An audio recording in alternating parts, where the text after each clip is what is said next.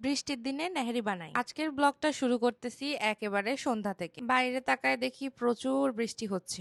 আমার ইনস্ট্যান্ট একেবারে ঝাল ঝাল করে কিছু খেতে ইচ্ছা করছে। ভাবতেছি আজকে গরুর পায়া রান্না করব। পায়াগুলা প্রথমে ডিফ্রোস্ট করার জন্য রেখে আসলাম, আর এর ফাঁকে আগের দিনের লেফট ওভার কিছু চিকেন নামিয়ে শুকনা শুকনা খেয়ে নিচ্ছি। আর ঠিক তখনই এত পরিমাণে ঝালে ধরছে কি আর বলবো। পাউডার মিল্ক চিনি বাড়ায় দিয়ে দুধ ভাত করে খাচ্ছি। আর ঠিক সেম ওয়েতে আমি আমার আব্বুকেও প্রায় খেতে দেখেছি। এখন এখানে এসেও দেখতেছি এটা প্রায় অলমোস্ট অনেকেই লাইক করে। মাংস, হাড় এগুলো ডিফ্রোস্ট হতে অনেকক্ষণ সময় লাগে। তো এর ফাঁকে আরেকটু হালকা স্ন্যাক্স খেয়ে নিল, আর এর ফাঁকে ঝোলটা রেডি করে নিয়েছি। তোমরা দেখতেই পারতেছো সবগুলো স্পাইস দিয়ে। আমার কাছে মনে হয় গরুর পায়া রান্না করার জন্য এর থেকে ইজি আর বেস্ট কোনো ওয়ে আমার জানা নাই।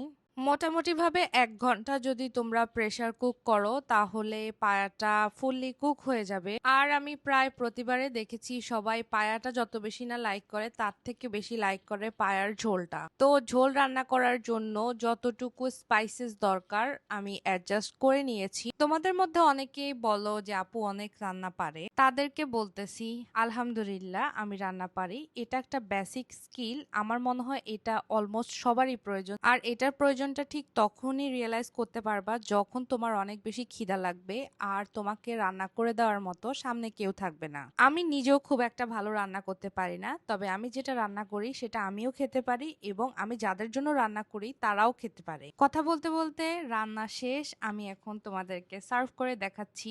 আর কালারটা দেখে তোমরা বুঝতে পারতেছো যে কতটা খেতে মজা হয়েছে। আর তোমাদের বাসায় যদি পায়া থেকে থাকে বা যদি অ্যারেঞ্জ করতে পারো তাহলে একদিন বৃষ্টির দিনে এভাবে পায়া রান্না করে খেয়ে দেখতে পারো। আজকের ব্লগটা এতটুকুই, সবাই ভালো থাকবে।